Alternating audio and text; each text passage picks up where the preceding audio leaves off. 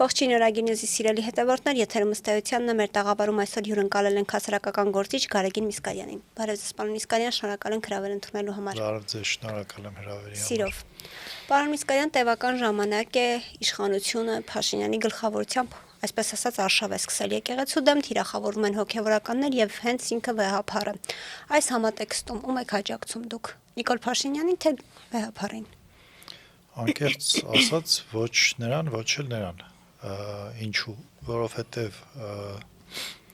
մի կողմից այո, եկեղեցին ունենալով գնահատելի պատմական դեր հայ ժողովրդի պահպանության կայացման հարցում, այնուամենայնիվ չի կարելի չնկատել այն խնդիրները, որոնք առկա են եկեղեցում եւ այն խնդիրները, որոնք իրապես լուծման կարիք ունեն։ Սա ինչ վերաբերում է եկեղեցուն, բայց մյուս կողմից այդ խնդիրները լուծելու պարտավորությունը, պարտականությունը, առաքելությունը Հայաստանի Հանրապետության վարչապետի տրված չի սահմանադրությամբ, ավելին սահմանադրությամբ արգելվում է պետության կողմից այդ հասարակական կազմակերպությունների կամ կրոնական կազմակերպությունների վրա ճնշում գործադրելը։ Իսկ մենք գիտենք, որ դրվագներով տարբեր կան փաստացի ապացույցներ, որ Նիկոլ Փաշինյանի ենթակա ուժային կառույցները եկեղեցու վրա տարբեր ձևերով ազդում են, սկզբից խնդրելով, հետո հորդորելով, հետո պահանջելով, հետո դատապարտելով։ Այսինքն երկուսն էլ այստեղ շատ վատ դիրք են գրավել եւ ցավոք սրտի այդ ամեն ինչից տուժում է Հայաստանի Հանրապետությունը եւ հայ ժողովուրդը։ Եկեղեցին 1700 տարի եղել է որպես ինստիտուտ, ես կարծում եմ դեռ մի 1700 տարի էլ կլինի, այսինքն մի կաթողիկոսով չի որոշվում եկեղեցու վարքը կամ բարքը կամ այսինքն նա այդ պահին, այդ պատմական այդ հատվածում իհարկե որոշվում է, բայց մեծ կտրվածքով այդպես չի։ Մենք ունեցել ենք եւ լավ կաթողիկոսներ, եւ վատ կաթողիկոսներ, կամ ոչ այդքան լավ կաթողիկոսներ, եւ իհարկե մյուս կողմից նաեւ պետականության բացակայության պայմաններում տարբեր կամ դրանց մասնակի վերականգնման ժամանակներում տարբեր ղեկավարություններ ենք ունեցել, այսինքն դրանք էլ են փոխվող։ Այլ հարց է, որ մենք որպես ժողովուրդ խորը ինքնության ճգնաժամի մեջ ենք հայտնվում, այդ թվում նաև նման իրադարձությունների բերումով։ Այս քայլերով ինչ է ուզում անել Փաշինյանը եկեղեցու հետ ձեր գնահատմամբ։ Ինքը ասում է, որ մաքրում են եկեղեցին, արդյոք սա ամենաճիշտ ճանապարհն է։ Նայեք, եկեղեցին մաքրելու Փաշինյանի լավագույն տարբերակը գուցե լիներ այն, որ ինքը միանգամից նաև հռչակվեր կաթողիկոս, չէ, որովհետև մենք գիտենք ինքը ինչ բավական դրական կարծիքի է իր մասին եւ այդ կարծիքի վրա հենվելով, ինչպես որ հիմա իբր մաքրում է եկեղեցին, կարող է որոշել, որ այդ մաքրելու ամենալավ ճանապարհը այն է, որ վարչապետը նաև կաթողիկոս լինի, բայց արդյոք դա այդպես է։ Այսինքն այն մեթոդները, որը կիրառում է Փաշինյանը եկեղեցին մաքրելու, որպես ինչպես իրենք են ասում Հայաստանի Հանրապետության քաղաքացի եւ հոտի անդամ, դրանք ընդունելի չեն, այսինքն չի կարելի մի վատ բանը վերացնելու համար անել ավելի վատ բան։ Այո, կա եկեղեցում խնդիրներ, դրա մասին խոսել ենք ու մինչև Փաշինյանն էլ ենք խոսել, այն ժամանակ, որ Փաշինյանը գրկախառնվում էր Գարեգին Բ-ի հետ նկարվում էր, եկեղեցու շատ ազնիվ հետևորդներ մտահոգված էին եկեղեցու վիճակով 18 թվականից հետո եւ բարձրաձայնում էին, բայց Փաշինյանը այդ ժամանակ ասաց, որ ինքը չի խառնվում եկեղեցու գործերին։ Ես կարծում եմ, որ այս ամեն ինչը շատ ուղիղ կապ ունի 26 թվականի ընտրությունների եւ դրան հետևելիք իրադարձությունների հետ։ Փաշինյանի եկեղեցին մաքրելու գործընթացը ունի մեկ նպատակ՝ եկեղեցում ունենալ իրեն հավատարիմ եւ լոյալ առաջնորդ փոխարինել Գարեգին Բ-ին եւ նրա փոխարեն ունենալ այնպիսի հոգեվոր առաջնորդ իդեմս կաթողիկոսի, որը հնազանդ կծառայի իրեն։ Սա նոր երևույթ չի, Գարեգին Բ-ն էլ երբ որ դարձել է Գարեգին Բ, այդ ժամանակ, այսինքն երբ որ կաթողիկոս է օծվել, ընտրվել, այդ ժամանակ էլ հիմա էլ կան խոսակցություններ, այն ժամանակ էլ կային խոսակցություններ, որ այնուամենայնիվ ամենաարդար ճանապարհով չի տեղի ունեցել այդ գործընթացը, մեղմ ասած։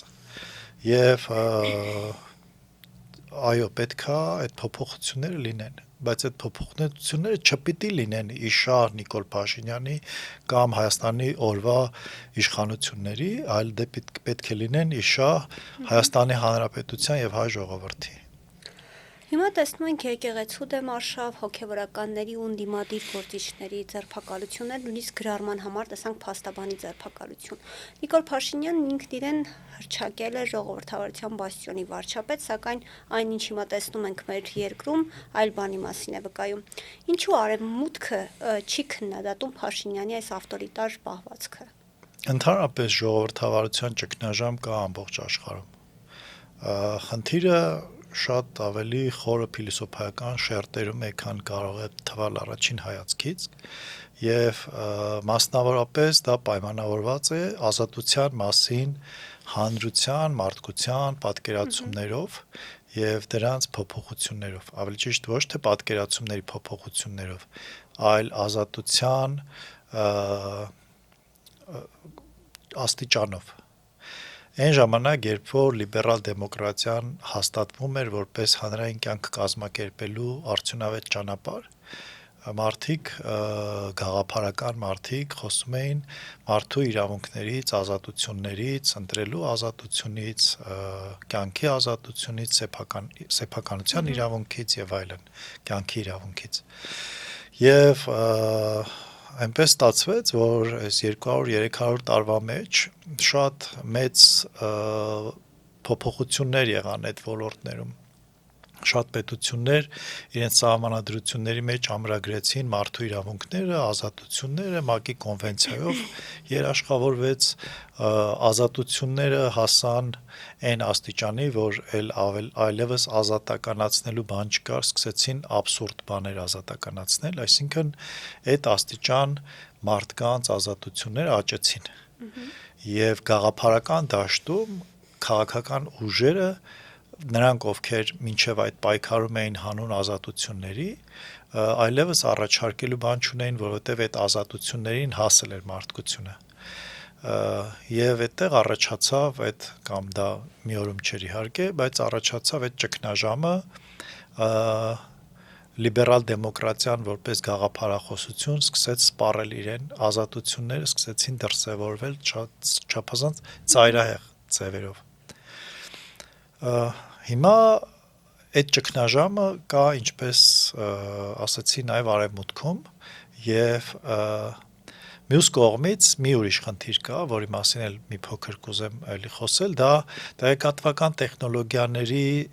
զարգացման զուգընթաց, արտաքին ազդեցությունը հասարակական կյանքի վրա մեծացել է։ Եվ ժողովրդավարական պետություններում հասարակությունների վրա սկսել են ազդել ոչ ժողովրդավար պետությունները, մասնավորապես սոցիալական ցանցերի միջոցով։ Առհասարակ քարոզի տարբեր ձևեր են կիրառում։ Բանն այն է, որ լիբերալ դեմոկրատական հասարակարգի ընդունման ժամանակ այս տեխնոլոգիաները չի եղել եւ այն ինստիտուտները, որոնք ձևավորվել են այդ ժամանակ, իրենց նպատակը, ավելի ճիշտ իրենց ընթացակարգերը եղել են այլ կերպ, քան հիմա պետք է լինեն։ Եվ այդ ինստիտուցիոնալ ճգնաժամն է նաև արտաքին ազդեցությունը եւ ճնշումները, որ բերում է ժողովրդավար պետություններում երկընտրանքի առաջ է կանգնացնում։ Լինել ազատ եւ կարողանալ դիմագրավել կամ չկարողանալ դիմագրավել արտաքին այդ մեդիա հեղեղին, մեդիա տերորին, թե սահմանափակել մարդու խոսքի ազատությունը, որպիսի պահպանվի ամբողջականությունը, պետության եւ ազգի։ Եվ քանի որ դեռ այդ հարցի պատասխանը արևմուտքն էլ չունի, հատկապես մեր պես անցումային ժողովրդավարություն ունեցող պետություններում այդ բռնությունները դիտարկվում են որպես խոսքի ազատության չարաշահումները կանխարգելելու միջոց։ Դա է պատճառը, որ այնպես չի, որ դա տեղ չունի, այսինքն այդ օդից վերցրված հիմնավորում չի, բայց այնպես չի, որ դրանից չեն օգտվում մեր նման փխրուն ժողովրդավարություն ունեցող երկրների ղեկավարները եւ դրա անվան տակ իրենց դիրքերն են ամրացնում ու բռնում դեպի ավտորիտար համակարգ տանող ճանապարհը։ Ինչպես է Փաշինյանին հաջողվում համոզել, այսպես ասած, արևմուտքին, որ ինքը արևմտամետ է։ Որովհետև փաստացի աչք է թակում այն իրադարձությունների վրա, որ Փաշինյանի կողմից է իրականացվում։ Տեսեք, այստեղ միայն ժողովրդավարության հանգամանքը չի, աշխարհաքաղաքական այս վայրի վերումները ստեղծել են պայման, որտեղ պետությունների շահերը շատ լուրջ հակասության մեջ, ավելի ճիշտ ոչ թե պետությունների, այլ գաղափարախոսությունների շահերը ինդիվիդուալիստական արևմտյան եւ կոլեկտիվիստական արևելյան հասարակարգերը բախվում են եւ այդ սահմանը անցնում է մեր տարածաշրջանով եւ այդ սահմանը կանցնի Հայաստանի արևմտյան սահմանով թե արևելյան սահմանով դա կախված է նաեւ արևմուտքի եւ արևելքի պետությունների հարաբերություններից Հայաստանի հետ։ Դրա համար հասկանալով, որ Հայաստանում այնուամենայնիվ ժողովրդավարությունը հետընթաց է ապրում, արևմտյան տերությունները աչք են փակում, այսպես ասած Վրաստանի նման արևելքի գիրկը չգցելու համար Հայաստանը փորձում են պահել Նիկոլ Փաշինյանի միջոցով Հայաստանում իրենց ազդեցությունը։ Բայց մյուս կողմից պետք է հասկանալ, որ այլընտրանքի բացակայությունը Փաշինյանին գոնե դեմոկրատական այլընտրանքի բացակայությունը կամ ժողովրդավարության կողմնակից այլընտրանքի բացակայությունը խորացնում է այդ վերաբերմունքը արևմուտքի դեպի Փաշինյանը, այսինքն ստիպում է նրանց լինել չափից ավելի լոյալ եւ աչք փակել այնպիսի բաների վրա, որոնց վրա իրականում 5-10 տարի առաջ գուցե եւ աչք չփակեին։ Պարոն Միսկարյան, դուք դադարեցրեցիք նժար շարժմանը ձեր մասնակցությունը նշելով, որ պատճառը առողջական խնդիրներն են, սակայն շատ կարծիքներ կան, որ ձեր որոշումը կապված է ոչ թե առողջական խնդիրների հետ, այլ համահիմնադիրների հետ, ինչ որ գաղափարական տարաձայնությունների հետ։ Ինչպես կմեկնաբանեք սա։ Երկուսն էլ կան իրականում, այսինքն այդ առողջական խնդիրները ներվային համակարգի եւ արյան զարկերակային ճնշման հետ կապված են, դրանք գալիս են գաղափարական հակասություններից երբեմն եւ այն բուրըն քննարկումներից, որտեղ դու պետք է ամեն օր քո ճշմարտացիությունը ապացուցես։ Ցավոք սրտի իմ այն տարիքը չի, որ ես կարողանամ դա անել եւ ես երկար չկարողացա այդպես շարունակել։ Իսկ այդ տարաձայնությունները կապ ունեն եկեղեցու հետ։ Չէ, այդ տարաձայնությունները գաղափարական են, կոնկրետ կապ չունեն որևէ առարկայական կամ որևէ անձի հետ, դրանք գաղափարական տարաձայնություններ էին, որոնք ոչ թե այնպիսին էին, որ հնարավոր չէր հաղթահարել, այլ որոնց հաղթահարելու համար ինձ մի քիչ առողջություն էր պետք, որը չունեի, ու ցավով եմ ասում, այսօր էլ մինչև մի ժամ ու կես առաջ էլի ճնշումս չէր կարգավորվում, ձեր մոտ գալու համար ստիպված էի դեղեր խմել, որ կարողանամ գալ։ Ձեզ առողջություն մաղթելով շարունակենք զրույցը։ Մոտենում են 2026-ի խորհրդարանական ընտրությունները։ Մասնակցել եք այդ ընտրություններին եւ եթե այո, ում հետ եք մտադիր մասնակցել։ Նախ ես ի սկզբանե սահմանադրությամբ իրավունք չունեմ ընտրություններին առաջադրվելու։ Մասնակցել որպես ընտրող ունեմ եւ պարտավոր եմ, բայց որպես ընտրող ես երկքաղաքացի եմ, ներողություն, որպես տեխնացու, հա, որպես քաղաքականության մեջ պատասխանատվություն վերցնելու պատրաստ մարդ, ես այդ իրավունքը չունեմ, որովհետև մեր օրենքը արգելում է երկքաղաքացիներին մասնակցել քաղաքական process-ներին, որ ավելի ճիշտ առաջադրվել։ Դուք կարող եք կուսակցություն հիմնել, դուք կարող եք այդ կուսակցության մեջ պաշտոն զբաղեցնել, բայց պետական պաշտոն չեք կարող զբաղեցնել։ Նախ ասեմ, որ սա շատ հակամարտկային օրենք է։ Եվրոպայում ու առհասարակ աշխարհում շատ պետություններ այդ օրենքը ունեցել են եւ փոփոխվել է 20 թվականից ի վեր։ Հիմա այդ պետություններում երկքաղաքացիներին թույլատրվում է ընտրվել պետական բարձր պաշտոններում եւ միայն որոշ դեպքերում, որոշ պետությունների դեպքում միայն պետական գաղտնիքին հասանելիություն ունենալու պարագայում անհրաժեշտություն է լինում հավելյալ ստուգումներ կամ երթում կամ չգիտեմ գուցե սահմանափակումներ, տարբեր պետություններ տարբեր կերպ են կարգավորում։ Բայց ես կարծում եմ արգելել այն էլ հայ ժողովրդի նման աշխարհասփյուռ ազգին արգելել իր պետությունից դուրս գտնվող իր քաղաքացուն գալ եւ մասնակցել պետականաշինությանը 2 տարի, 4 տարի, 10 տարի դու պետք է Հայաստանում ապրես, որ իրավունք ստանաս։ Ինչու՞, կներեք։ Հա ես չեմ ասում, որ մարդը, որը առհասարակ Հայաստանի հետ կապ չունի, այդպես այսօր վաղը կարող գա եւ ընտրվի, որովհետեւ այդ մարդուն ճանաչելիություն էլ է պետք, բայց եթե այդ մարդը այնքան բան է արել Հայաստանի համար, հայ ժողովրդի համար, որ հայ ժողովրդի կողմից, Հայաստանի քաղաքացիների կողմից, ընտրողների կողմից ընդունելի է նրա պաշտոն զբաղեցնելը, ապա ինչու ոչ։ Այլ հարց, եթե այդ մարդը պարզի որ գործակալ է, այդ գործակալը կարող Հայաստանի Հանրապետության քաղաքացին է լինի, որը երկքաղաքացի չէ, այսինքն անվտանգության այն կանոնները, որը անհրաժեշտ է, պետք է իրականացնել։ Միգուցե որոշ սահմանափակումներ կարող են լինել կախված պետությունից, թե որ պետության ներկայացուցիչը, օրինակ, չգիտեմ, եթե մարդը Հայաստանի եւ Պակիստանի քաղաքացի է, կարող է այդտեղ խնդիր առաջանա, որովհետեւ Պակիստանի հետ մենք փոխադարձ չենք ճանաչել, կամ հիմա արդեն էլ եք ճանաչել, կարևոր չի։ Այսինքն որոշ բացառություններ պայմանավորված Հայաստանի եւ այդ պետության հարաբերությունների հետ կարող են լինել, բայց մասսայական բոլորին արգելել առաջադրվել, ընտրվել եւ ծառայել հայ ժողովրդին ու Հայաստանի Հանրապետությանը, կարծում եմ դա սխալ է։ Նվազագույնը այդ 2 տարվա ես օրինակ 91 թվականից Հայաստանում եմ ապրում եւ 2010 եսին որ թվականից սկզբներից 10-ականների նաեւ Հայաստանի Հանրապետության քաղաքացի եմ։ Ես որ գումարեմ իրար իմ բացակայությունը կարող է մի 2 տարին չանցնի, այսինքն ես այս վերջի 15 իսկ որոշ որ քաղաքացի եմ 15 եւ ավելի,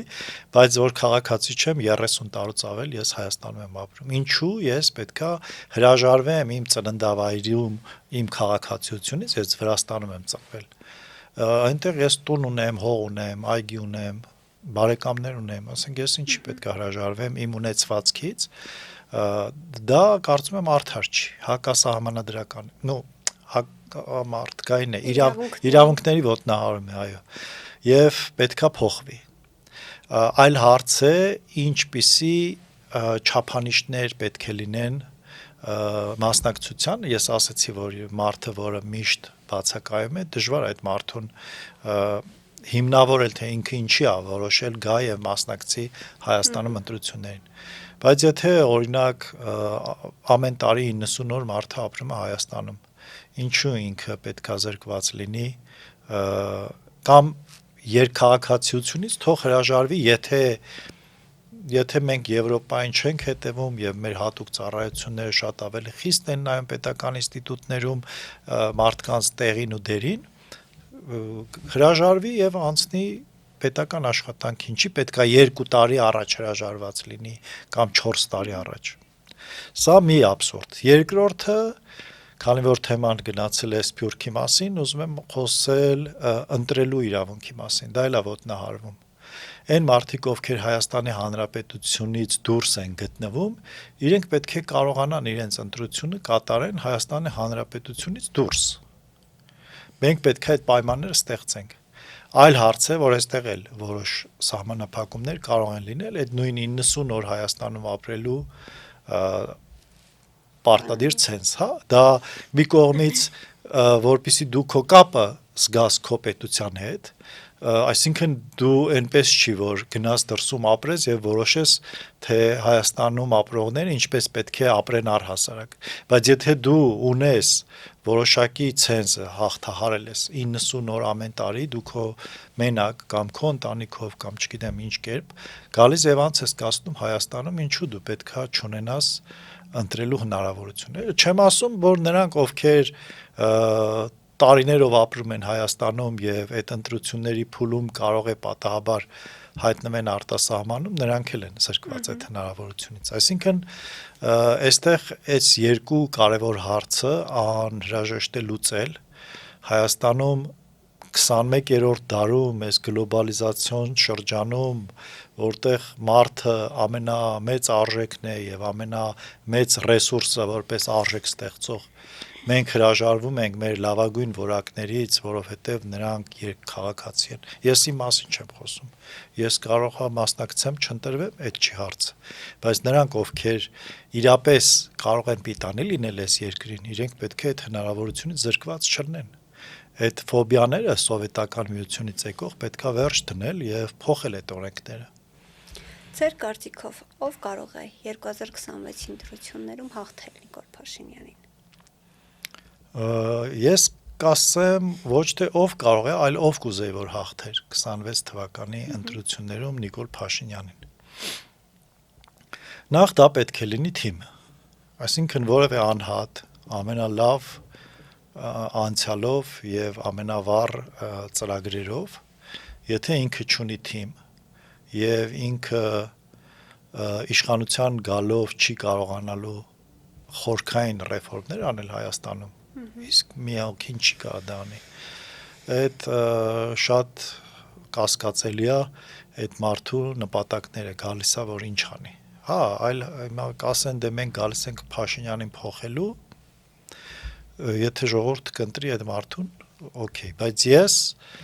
կուզեի, որ այն մարդը, ովքեր գալիս, այն մարդը կամ այն խումբը, ավելի ճիշտ, կամ մարդիկ, ովքեր գալիս են կամ պետք է գան իշխանության, իրենք գան ոչ թե Փաշինյանին հեռացնելու օրակարգով, այլ Հայաստանը վերափոխելու օրակարգով։ Ես այդպիսի ծրագիր ունեմ, բայց ես չունեմ թիմ։ Այո։ Երկրորդը նրանք, ովքեր որ թիմով պետքա գան եւ այս իշխանություններին փոխեն եւ կառուցեն այն պետությունը, որը 21-րդ դարում կարող է մրցունակ լինել, այդ մարդիկ պետքա համախմբեն գաղափարի արժեքների շուրջ։ Հիմա կասեք, բա մենք հաղորդման սկզբից ասում ենք, որ լիբերալ դեմոկրատիան ճգնաժամի մեջ է, բա ինչ գաղափարախոսություն, դա իմ կարծիքով ինքնորոշման գաղափարն է, որը կարող է չասեմ փոխարինել, բայց լրացնել լիբերալ դեմոկրատիային։ Ինքնորոշումը անհատի, հասարակության եւ ազգի այն ճանապարհն է, որ պետք է անցնել կամ որը պետք է կառուցել, որպեսզի պետությունը կարողանա առաջ գնալ եւ զարգանալ։ Առանց ինքնորոշված հասարակության, առանց ինքնորոշված անհատի չկա կայուն պետություն, կայուն զարգացում, չկա անվտանգություն, չկա ոչ մի բան չկա։ Եթե մենք ուզում ենք ոչ թե գոյատևենք, այլ զարգանանք, իսկ ես ուզում եմ, որ մենք զարգանանք, ապա մենք պետք է սկսենք մարդուց եւ կայացնենք ինստիտուտները այնպիսին, որ միտված լինեն մարդու ինքնորոշմանը,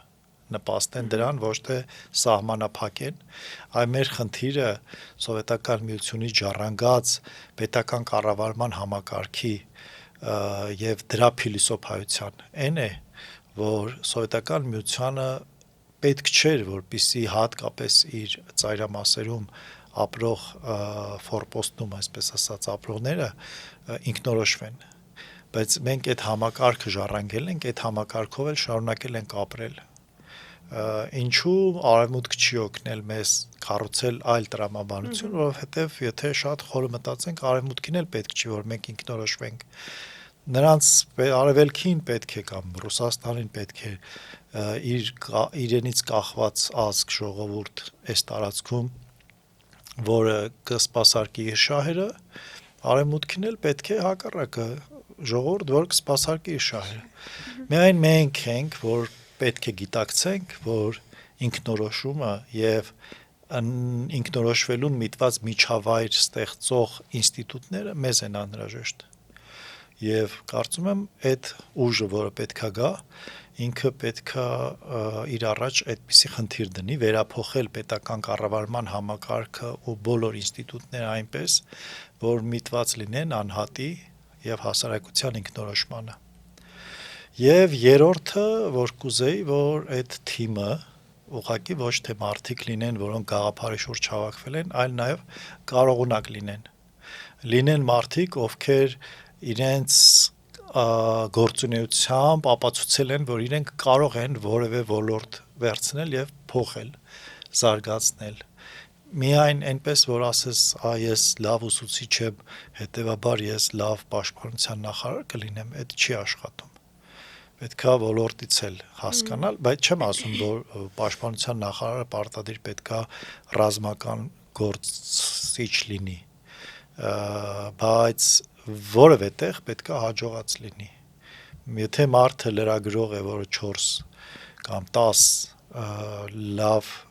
լրագրողի կառավարել է, դա ոչինչ վատ չի, բայց դա բավարար չի ինստիտուցիոնալ մտածողության, կառավարչական հմտությունների, մենեջմենթի կարողության եւ մնացած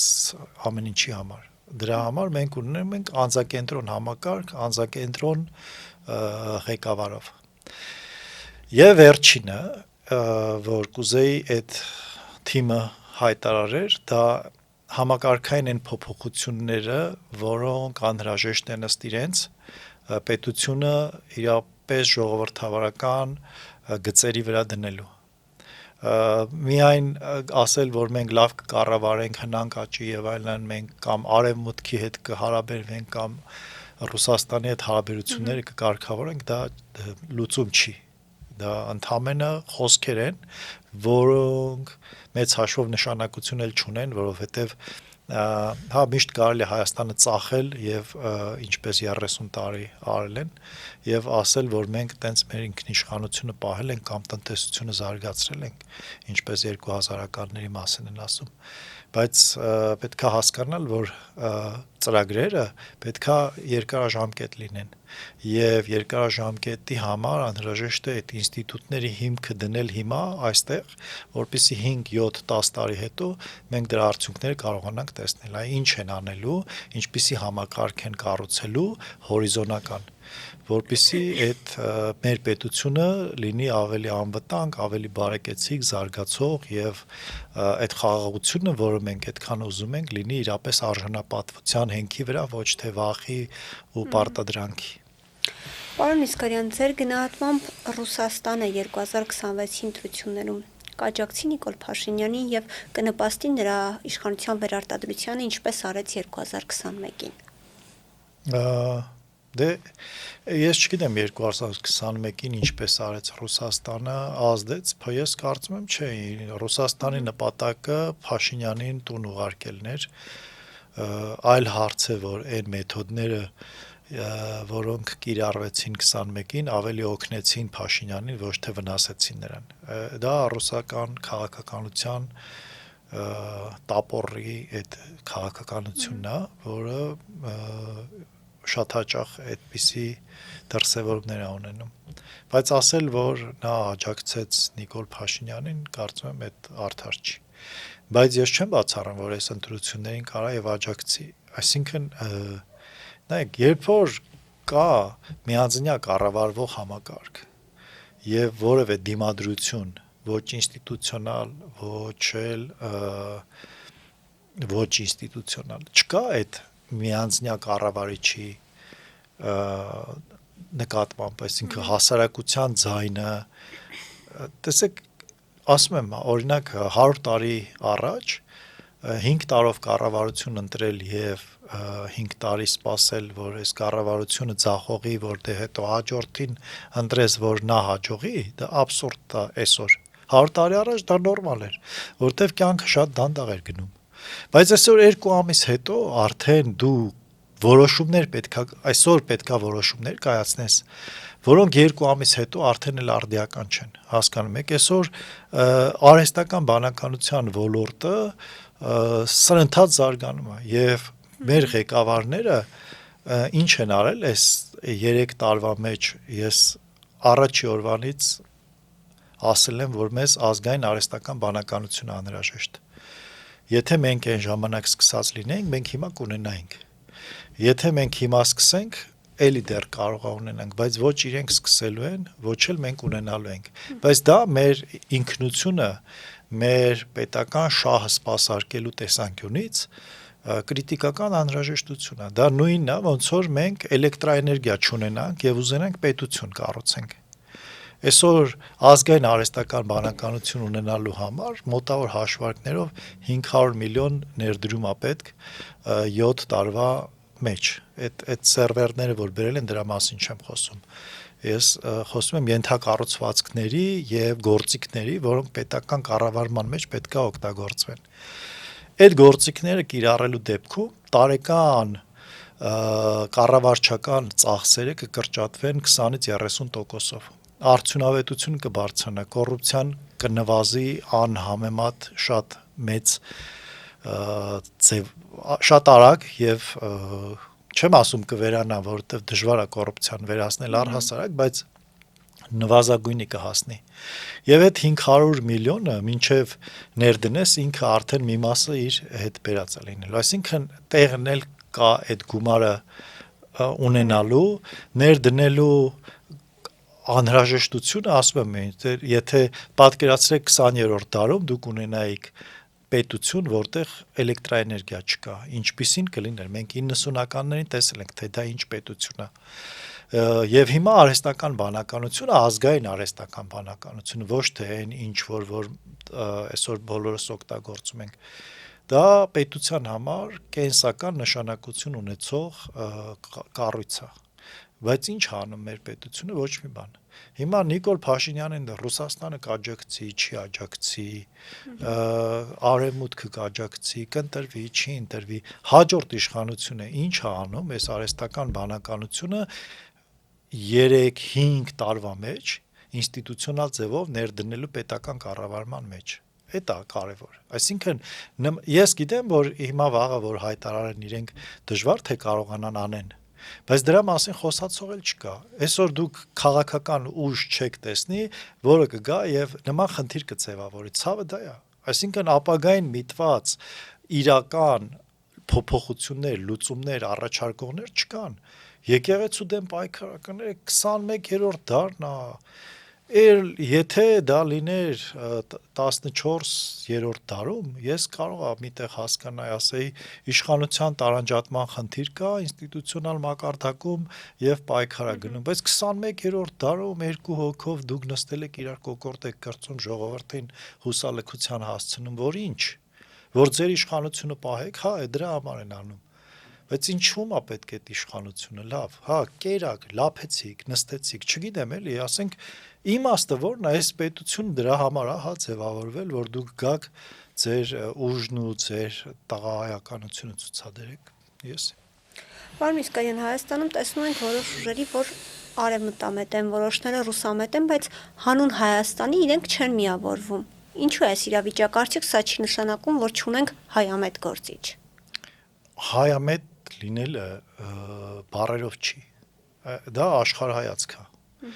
Երբ որ ասում ենք հայամետ, ինչ ենք հասկանում։ Ամեն մեկը կարա մի բան հասկանա։ Այն ռուսամետն էլ է իրան հայամետ համարում, այսինքն ինքը ասում է, որ հայ ժողովուրդը զարգանալու կարողունակություն չունի, ռեսուրս չունի, արտաքին ճնշումները եւ ազդեցությունները շատ մեծ են եւ հետեւաբար մենք պետք է ռուսների տիրապետության տակ կամ ռուսների ազդեցության գոտի, ինչպես կուզեք ձևակերպեք, գոյություն պահենք 1000 տարի պահել ենք մեր գոյությունը առանց պետության, մի 1000 էլ կպահենք, մինչև լավ լինի։ Ուժեղանանք, հզորանանք առանց հասկանալու, որ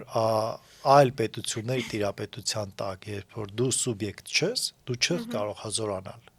Դու միշտ լինելու ես ճագարի կարգավիճակում, բազմանալու ես եւ քո լավագույնները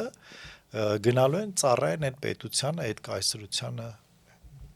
եւ կամ այդ մարդկանց։ Մյուս կողմը, արևմտամետ կողմը, խոսում է նրա մասին, որ այո, մենք պետություն որպես լավ չենք եւ այլն չենք կարող, նույն բանն են ասում։ Բայց Ռուսաստանը լավը չի, այնտեղ մարդու իրավունքները ոտնահարվում են, աղքատությունը եւ այլն, եկեք մենք գնանք եւ վաճառվենք արևմուտքին, իրենք ավելի լավ կվճարեն մեզ։ Այստեղ ոչ մի տարբերություն չկա։ Հայամետ գործիչը նա չի, որը Հայաստանի շահերի անվան տակ փորձում է հայ ժողովրդին մտցնել այս կամ այն կայսրության կամ ուժային կենտրոնի տակ։ Հայամետ գործիչն է, ով ճանապարհը ցույց է տալիս, թե ինչպես Հայաստանը դարձնել սուբյեկտ, ինչպես հայը, Հայաստանում ապրող հայը կամ Հայաստանի քաղաքացին ինչպես լինի սուբյեկտ, ինչպես լինի մտածող մարդ, ինչպես լինի արժանապատվությունը ընկալող, գնահատող, ազատությունը ընկալող, գնահատող, արդարության համար պայքարող մարդ, ինչպես լինի քաղաքացի։ Դրա մասին խոսք չկա։ Դրա մասին ոչ մեկը չի խոսում, որովհետև կամ դա չեն հասկանում, կամ դա իրենց հեռահար նպատակներում չկա, իրենց պետք է ընդհանրապես տեղավորվել, իսկ այդ տեղավորվելու համար սուբյեկտայնությունը խնդիր է։ Եվ հիմա կարա հարց առաջանա, բա ինչպես դա պետք է արվի, դա միակ ճանապարհը այդ ինքնորոշումն է, որի մասին ես խոսացի։ Ինքնորոշումը անհատի եւ պետության սուբյեկտայնացման միակ ճանապարհն է, միակ։ Առանց ինքնորոշման չկա սուբյեկտայնացում։ Ինչպես ինքնորոշը, դրա մասին մի ահռելի գիրք եմ գրել։ Եվ պարոն Իսկարյան, ամփոփելով զրույցը, ԱԺ կառավարություն հարցուպատասխանի ժամանակ Նիկոլ Փաշինյանը փաստացի վեհափարին մեղադրեց գործակալ լինելու մեջ, ասելով, մեջբերեմ իր խոսքերը, ինձ պետք չէ կաթողիկոս, որ ենթարկվի ինձ պետք է կաթողիկոս, որ չենթարկվի օտարերկրյա հատուկ ծառայության ավագ լեյտենանտի եւ ամենօրյա ռեժիմով չզեկուցի այդ լեյտենանտներին։ Չի ստացվում, որ Փաշինյանը հանցագործության մասին է հայտարարում, բայց ոչինչ չի ձեռնարկում դա կանխելու համար, հաշվի առնելով, որ բոլոր լծակների ձեռքում են, ուղղակի ասում է, որ վեհափարի անունը պատարագի ժամանակ չպետք է հնչի, որտեղ նա խախտել է կուսակրոնությունը։ Լեգիտիմ հարց եք տալիս։ Մի կողմից, այո, Գարեգին երկրորդը ես էլ ունեմ կասկածներ, որ այլ կերպ ուղղակի, եթե մենք տրամաբանությամբ նայենք, այլ կերպ դժվար է լինի, որովհետև մենք եղել ենք եւ շարունակում ենք մնալ ռուսական կայսրության ծիրի մեջ, իսկ այդտեղ կարևոր ինստիտուտները վերահսկվում են կայսրության կողմից եւ եկեղեցին որպես կարևոր ինստիտուտ թե սովետական միության կողմից է վերահսկվել եւ թե սովետական միության փլուզումից հետո էլի պակաս չի վերահսկվել, այսինքն դրա մասին նոր չի, որ խոսակցություններ կան, բայց Նիկոլ Փաշինյանի խնդիրը այն է, որ ինքը այդպես էլ չի ստեղծել մի համակարգ, որտեղ որը ի վիճակի կլինի նման մարդուն օրենքով սահմանափակել այդ մարդու գործունեությունը եւ ինքը փոխանակ ստեղծի այդ ինստիտուտները առել է գավազանը եւ ընկել այդ մարդու հետևից եւ որոշել է սեփական միջոցներով հաշվեհարդար տեսնել։ Այսինքն դուք համաձայն եք Փաշինյանի հետ, որ վեհափարը գործակալ է։ Ես համաձայն չեմ Փաշինյանի հետ, ոչ էլ ես դրան դեմ եմ։ Ես ասում եմ, որ ամենայն հավանականությամբ ոչ թե չեմ բացառում, ամենայն հավանականությամբ դա այդպես է, որովհետև ասում եմ բացատրեցի ինչու, այլ կերպ դժվար է պատկերացնել, գուցե դա դավադրապաշտական տեսություն է, այն ինչ ես կարծում եմ, բայց նաև շատ մեծ հավանականություն կա, որ դա այդպես է։ Բայց խնդիրը նորից եմ ասում, ոչ միայն դա է, որ մեր որևէ հոգևորական կամ ազդեցիկ մարդ այլ երկրի գործակալ է։ Նույնքան խնդիր է, երբ որ քո պետության մեջ ինստիտուտները բավարար կայացած չեն, որպեսզի այդ մարդկանց չզոքացնեն, եւ վարչապետը պետքա անգնի ամեն շաբաթ իր կարևոր գործերը թողած գնա պատարակների մասնակցի, որ ապացուցի, որ ինքը ավելի ուժեղ տղա է, քան այդ Արգելելով հնչեցնել հա, կամ սրա կամ նրան համոզենք, որ անունը չտա եւ այլն։ Սա միմոսություն է, սա ղեկավարել չի։ Ցավով եմ ասում։ Ես կուզեի, որ ես 18 թվականին մասնակցել եմ այդ շարժմանը, այն հույսով, որ այն փոփոխությունները, որ խոստացել է նույն Նիկոլ Փաշինյանը, կիրականացնի։ Հիմա ոնց որ Գարեգին գա, ասի, այ դու խոստում ես տվել, SSS փոփոխությունները, որ անես, չես արել, ես հիմա քեզ կհեռացնեմ եւ այլն։ Մոտավորապես նույն բանը ինքն է անում։ Շնորհակալ եմ, պարոն Ես եմ Միսկարյան, շնորհակալ։ Իմ հյուրն էր հասարակական գործիչ Գարեգին Միսկարյանը։ Կհանդիպենք։